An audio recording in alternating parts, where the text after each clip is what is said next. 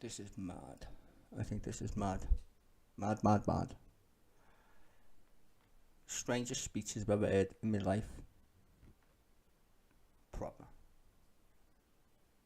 Listen to this shit. It's crazy.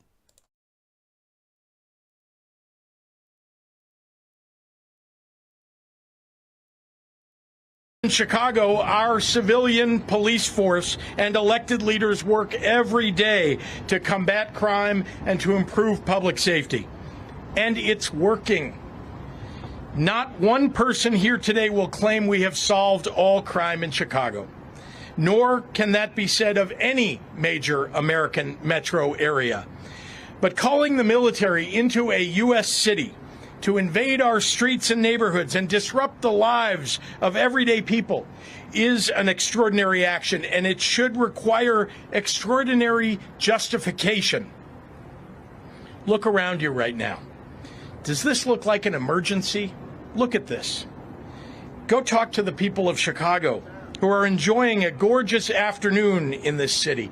Ask the families buying ice cream on the Riverwalk.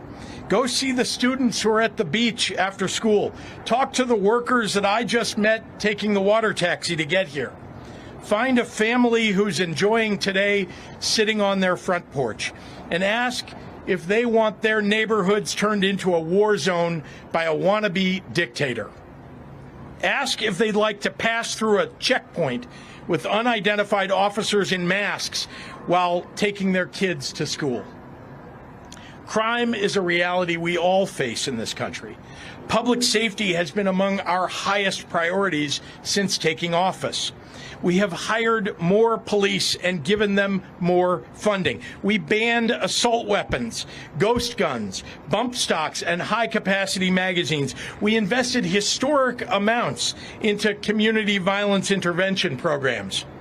We listened to our local communities, to the people who live and work in the places that are most affected by crime, and asked them what they needed to help make their neighborhoods safer.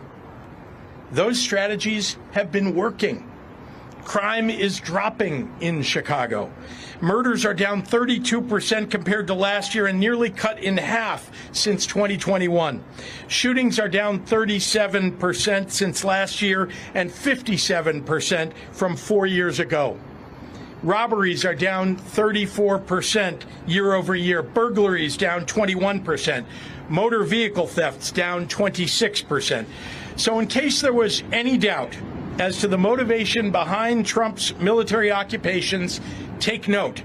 13 of the top 20 cities in homicide rate have Republican governors. None of these cities is Chicago. 8 of the top 10 states with the highest homicide rates are led by Republicans. None of those states is Illinois. Memphis, Tennessee, Hattiesburg, Mississippi have higher crime rates than Chicago, and yet Donald Trump is sending troops here and not there? Ask yourself why. If Donald Trump was actually serious about fighting crime in cities like Chicago, he, along with his congressional Republicans, would not be cutting over $800 million in public safety and crime prevention grants nationally, including cutting $158 million in funding to Illinois for violence prevention programs that deploy trained outreach workers to de-escalate conflict on our streets.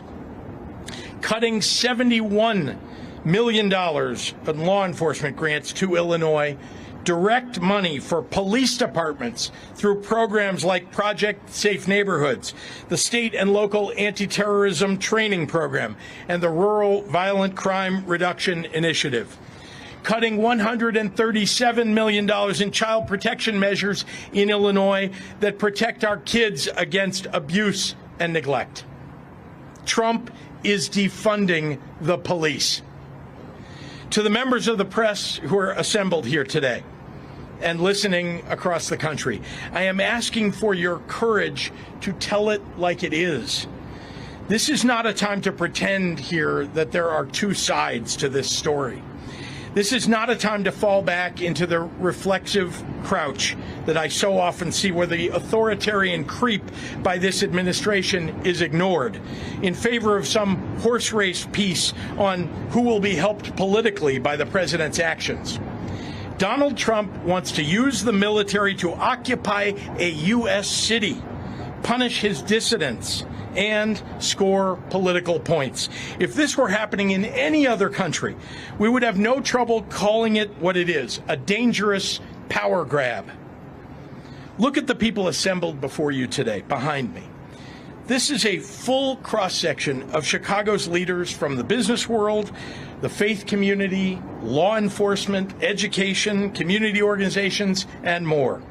We sometimes disagree on how to effectively solve the many challenges that our state and our city face on a daily basis. But today we are standing here united, in public, in front of the cameras, unafraid to tell the president that his proposed actions will make our jobs harder and the lives of our residents worse. Earlier today in the Oval Office, Donald Trump looked at the assembled cameras and asked for me personally to say, "Mr. President, can you do us the honor of protecting our city?" Instead, I say, "Mr. President, do not come to Chicago."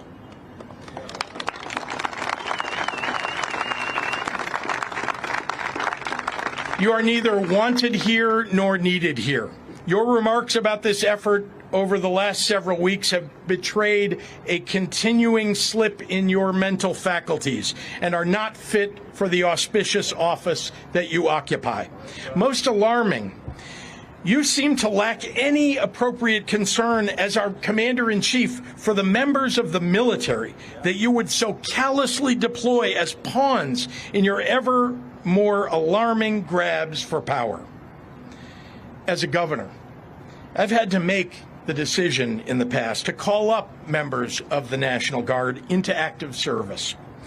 And I think it's worth taking a moment to reflect on how seriously I take that responsibility and on the many things that I consider before asking these brave men and women to leave their homes and their communities to serve in any capacity for us.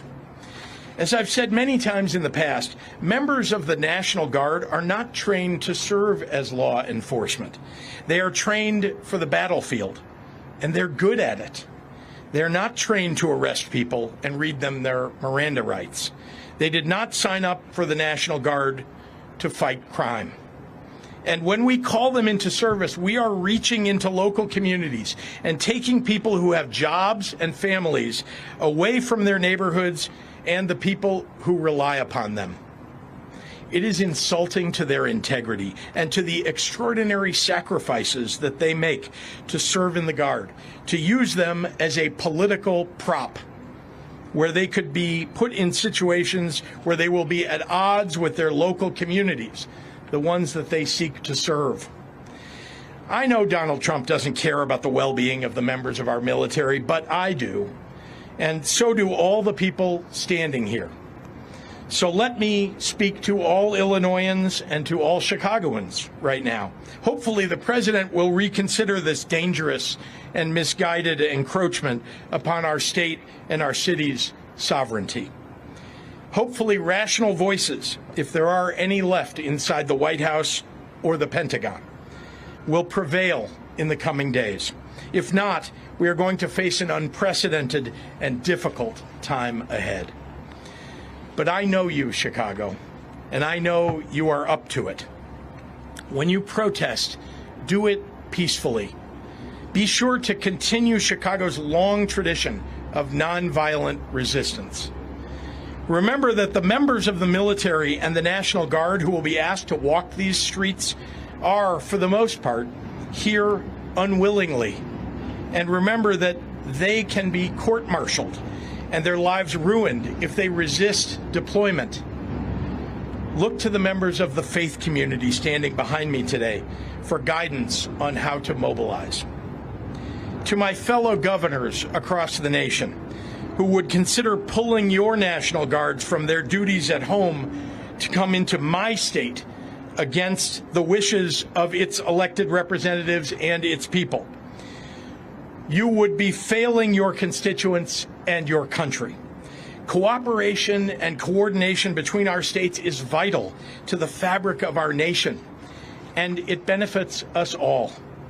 Any action undercutting that and violating the sacred sovereignty of our state to cater to the ego of a dictator will be responded to. The state of Illinois is ready to stand against this military deployment with every peaceful tool we have. We will see the Trump administration in court. We will use every lever at our disposal to protect the people of Illinois and their rights.